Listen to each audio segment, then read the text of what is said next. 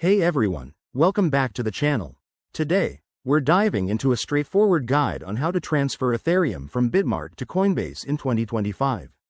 With crypto evolving fast, this process is simpler than ever, but it's crucial to do it securely to avoid any hiccups.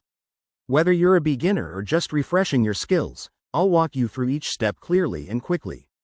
Let's get started. First things first, make sure you have verified accounts on both Bitmart and Coinbase, and that you have some Ethereum in your Bitmart wallet.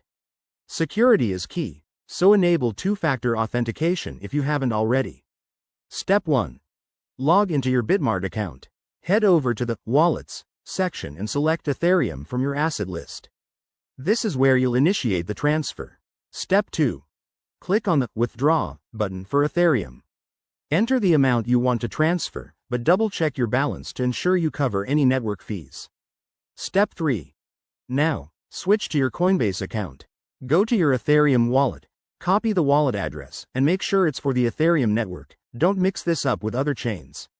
Step 4. Back on Bitmart, paste the Coinbase address into the withdrawal form. Verify it carefully to prevent sending funds to the wrong place. Select the correct network, like Ethereum mainnet, and review the transaction details. Step 5. Confirm the withdrawal on Bitmart. You'll be prompted to approve it, and remember, transactions might take a few minutes to a few hours depending on network congestion in 2025. Step 6. Once it's sent, hop back to Coinbase and check your Ethereum balance. It should show up shortly after confirmation. A quick tip.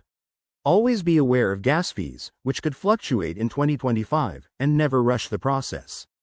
If you encounter any issues, reach out to the exchange's support. There you have it. That's how to transfer Ethereum safely. If this helped you, hit that like button, subscribe for more 2025 crypto tips, and drop a comment below. Thanks for watching, and stay crypto smart.